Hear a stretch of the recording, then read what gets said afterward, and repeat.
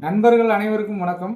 இன்னைக்கு நம்ம பார்க்க போகிற தலைப்பு கன்னி ராசிக்கு வர்ற புத பகவான் பெயர்ச்சி வர்ற ஏப்ரல் 23 முதல் மே 9ஆம் தேதி வரை நடக்க போகுது. இந்த புதன் பயிற்சியில் கன்னி ராசிக்காரங்களுக்கு புதன் பகவான் பொதுவாகவே கழுத்து நரம்பு மண்டலத்தை குறிக்கக்கூடியது.